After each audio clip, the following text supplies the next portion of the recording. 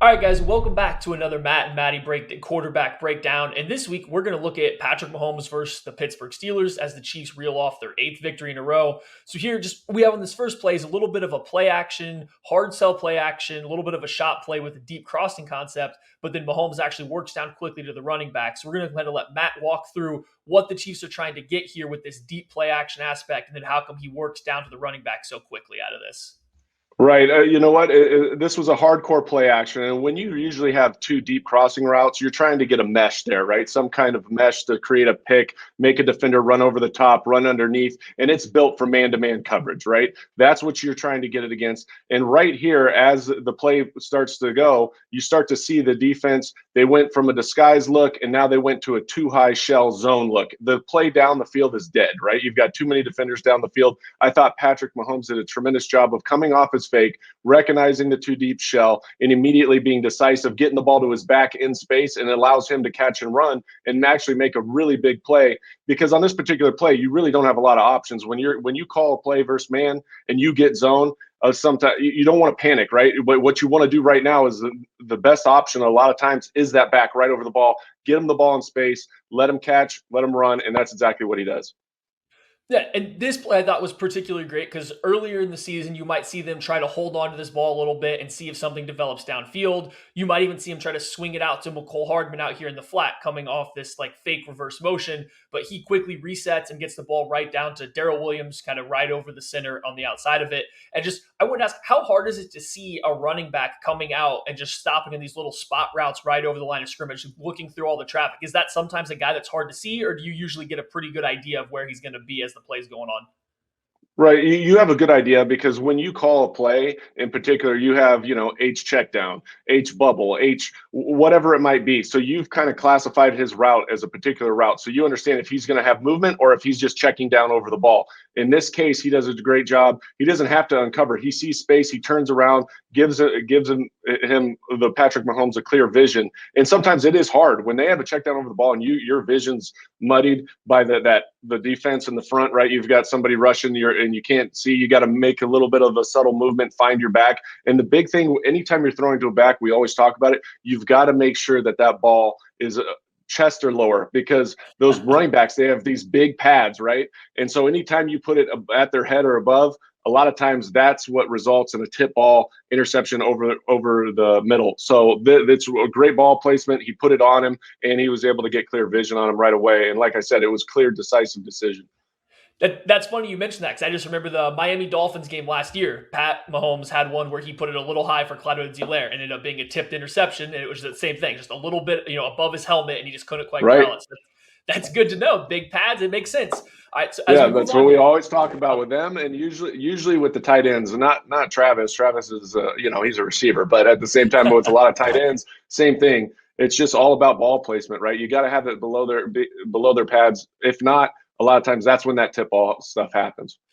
makes sense. All right, so now we're going to move on. We're going to get one of the Chiefs' vertical passes, and it's off of this fake bubble screen. I've heard this play called drift stock before. I think that's a Kyle Shanahan term, but you have two wide receivers selling like they're blocking for a bubble. Then we get the wheel route from Byron Pringle in the slot. You have Demarcus Robinson on the outside running the post, and we'll just kind of you're going to walk this through us for us because we just have this really good play design. We were talking before this how much we thought this was a really well-designed play. It's a fantastic play design, and they've probably set this up earlier in the game with the bubble screen, or they've seen it on film. So the Steelers were alert to that, right? They said, be alert for number 3 in the bubble. And so what sells this play is the two outside receivers. You see how they come out and kind of stalk their defender, right? They're not coming off exploding and showing that they're running a pass route. They're showing blocking technique right there. And that's the most important part of this play. Patrick is able to pump the ball. He needs to pump that ball because if he just drops straight back, it gives an indication that they might be running a pass, right? Instead, he pumps it. That defender in the slot sees it. He over pursues because that's his responsibility too, right? Is to break through that pass defender. I mean that blocker and go make the tackle. And then what happens is you got the post and the wheel comes right off of his wake and he's wide open because they blow the coverage just from pure deception. And it was a great job by Patrick Mahomes right here, I thought, of stopping him, knowing he couldn't put a lot of air on this ball and putting it on the receiver right now. Yeah, that was the next thing I wanted to ask about was the placement was, do you think that he should have been trying to put it on the back shoulder to slow him down, or do you think he should have been trying to lead him up towards the end zone? I think that would give the corner a little bit of a chance to, man turn away and try to go chase it down. So I think the back shoulder was the right play, but I did want to ask your opinion on that one as well. Right. Well, you saw that post route, and sometimes that corner it gets a little it gets a little crazy. I've had that one where you think this guy's wide open, and you throw him down the field, and all of a sudden the corner somehow has eyes on you because it's a post route, and he turns around and makes a good play on the ball, or sometimes breaks it up or something like that. Right here, I think this is the throw that you want to make. You want to put it on that receiver, protect the throw, make sure that no defender has an opportunity to get it, and it's a big play. Obviously, he'd love to keep him on his feet a little bit, but I mean, we're being nitpicky if we're talking about that.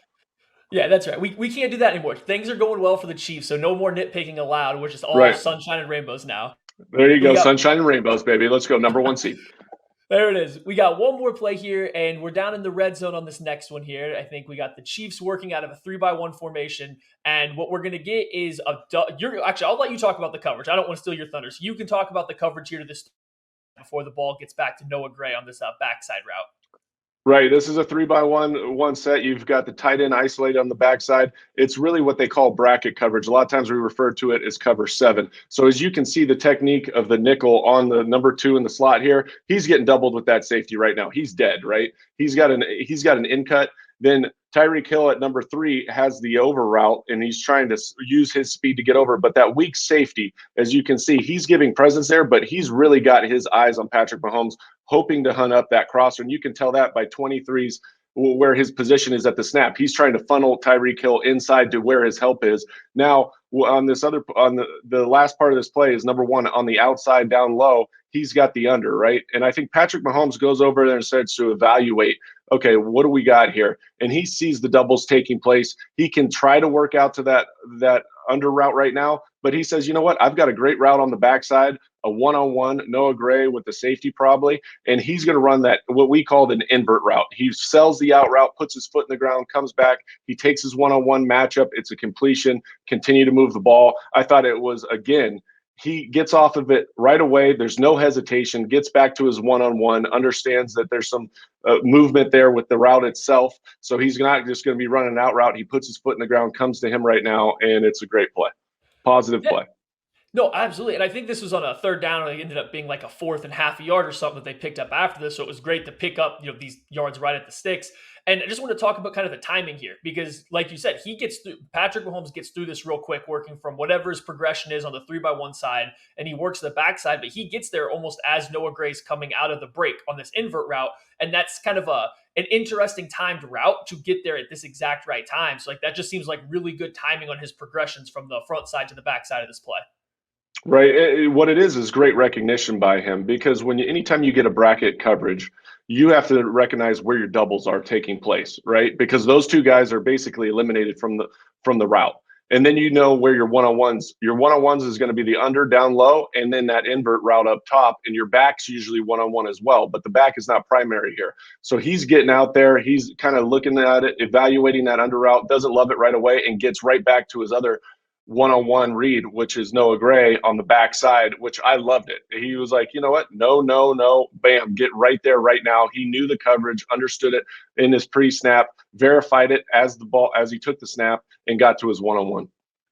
Oh, awesome. As always, Matt, thanks for jumping in here and breaking down kind of this performance against the Steelers. But we're not done yet. We got to go back to the whiteboard. I'm trying to fix up my whiteboard so you guys can all see it better. I promise I'm working on it. But now we're going to go on to the Chiefs, come up with a big matchup with the Bengals coming up. This is kind of the Chiefs have to win out to get this 1 seed. So we're going to look at some ways the Chiefs might be able to attack the Bengals defense here in just 1 second. All right, so like I said, we got the Chiefs coming up with a big game against the Bengals. One of the Bengals' most popular coverages is going to be cover 3. They run a lot of cover 1 man as well, but we've talked with Matt a couple times now about how to beat man coverage. So we're going to focus on just some pretty basic general cover 3 stuff here. So we got single high defense. We got our free safeties going to be playing the center of the field. Each corner's, got a deep third here. Then you got 4 guys playing underneath zone coverage here. It's all going to be, it's the NFL now, so it's usually not pure spot drop. These guys are going to be matching a little bit, but we're going to focus just generally on a spot drop cover 3. And we're going to let Matt kind of walk us through, as a quarterback, where you're looking to attack on a cover 3 defense. And then we got a play from him that he's kind of going to talk up. And we're going to show you something we Chiefs might be able to show against this look here. Right. So cover three defense is one of the most basic defenses that you'll see, but at the same time, you have to understand the structure of a cover three defense. When you're dealing any type of zone, it's all about spacing, depth of your route, being in the right place at the right time. Because if you're not in the right depth or you're too close together in terms of where your route concept is, it muddies the water. There's too many guys in a particular area, right? So it's all about spacing in this particular concepts when you're attacking a cover three defense. Look, the strong safety, the nickel, they usually are going to try to reroute and then go out to because they have flat responsibility. Now, what does that mean? A lot of these routes that you throw, right? You need to, if you're going to throw the ball quick, like on a hitch or something on the outside, those are great places to go with the ball, but you've got to get it out quick, right? You've got to be decisive. It's a pre-snap read. You're throwing it before that slooper is what we like to call, or the guy driving to the flat is going to get there. So there's so many different types of concepts and how you attack and execute against a cover three defense. The one route that I think I told you or sent you over was the Z. I'll just give you a concept that we like to run. The Z is going to run what they called we called it a bow route, right? You inside stem, go up 16, putting his foot in the ground, bam, right there, right? The Y, now he's gonna release out toward that strong safety and try to get right into his vision and sit down right there, right? That puts that strong safety in a bind. Is he going to sit there and hesitate at all, or is he going to work his responsibility and get out to the flat? Now, as that happens, the Mike linebacker, what I like to do here is I like to put a little flash fake it on. When I say flash fake, I mean it's just a little tiny token fake to the halfback, just to give the linebackers eye candy. Again, you're trying to manipulate these backers. They're kind of on a pendulum. They're reading you. They have their zone drop, but at the same time, their eyes are on you trying to react to what you're going. And then that halfback's going to go right over the ball. He's just going to sit down right over the ball, give yourself another outlet. Then the F is running a deep crossing route. So he's going to stem in at that will linebacker, then vertically stem and get over into that window right there. And the X is running a big in. So a big in cut, 16 to 18. Yes, beautiful. Okay, and this is really a very simplistic route, and you can run it against multiple different coverages. But the reason I like it versus zone is you've got ways to hold the coverage underneath with the sit route by the Y, the halfback over the ball, and again the token fake should hesitate. Really, you have an opportunity to throw the Z at any point, right? He's number one. You come off that play fake, you're looking out there now. As soon as that happens, say the corner makes it cloudy for you or that strong safety starts to run out and gets depth underneath that route, now you can go right back to your Y. But really the big hitter on this one is if you can get that F over the top. You gave the token fake, the mic sucks down a little bit, and now all of a sudden you don't like the Z and you come back and you throw that ball over the top to the F as number two. That's a big hitter right there. And for some reason, if that strong safety starts to come over, you can always work all the way back to your X, which is sometimes a rarity. And you can get all the way back to your X as number three, right? Yes. Yep. And then your check downs over the ball. The reason why you have the Y sit, why you have the H, a lot of times in these zone defenses, they'll get a tremendous amount of depth, right? They don't want to get beat behind their head. And so when that happens, just like we saw in the play that Patrick Mahomes had, that first play that we showed in the breakdown this week, look, as soon as those guys get a lot of depth, sometimes your best option is get the ball to your Y right now. Let him catch, let him run, or the H back, right? That's for them. But as soon as they get overly aggressive and start to come up on those routes, that's when you get the big hitter behind them on the F, the X, or even the Z on the first part of the progression. And I think this is one of just the biggest things as a fan that you don't always kind of process watching the game is some of these little spot routes or hook routes, whatever we're calling here, they don't look like they're going to pick up a ton of yards or accomplish something. But as you're going through it, I'm kind of seeing, holding the strong safety, making this throw out here to your Z a little bit easier, holding the mic so he can't get depth underneath this number two is coming over the top. Like all these little things clearly have a purpose. I mean, that's something that you pick up on, you've played when you watch more, but just every time when you do stuff, little things like this, it matters for the rest of the play. And I think against teams that are good in zone coverage, that stuff matters even more. It's just, there's a very specific depth for all these, like you're saying, 16 to 18. There's a specific reason you're trying to hit these exact depths, trying to make these breaks in the right spot, or where you're stemming these routes at defenders, because that's kind of how you open up the throwing lanes downfield, correct? Absolutely, and a lot of times, like you just said, you're manipulating the underneath part of the coverage with these sit routes, right? And we call it a lot of times with the halfback flare control. You always have to have an understanding for what your halfback's doing because he's the pivotal part of the passing game, particularly against zone teams, because he pulls a defender out of a particular window that you're trying to get into, right?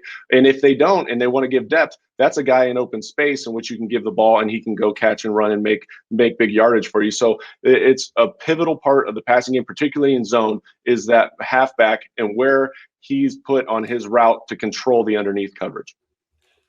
Awesome. Great stuff as always, Matt. Thank you so much for joining us. And hopefully when we talk next week, the Chiefs will, still be at the 1 seed and have 9 games in a row on the win column. Let's go, Chiefs.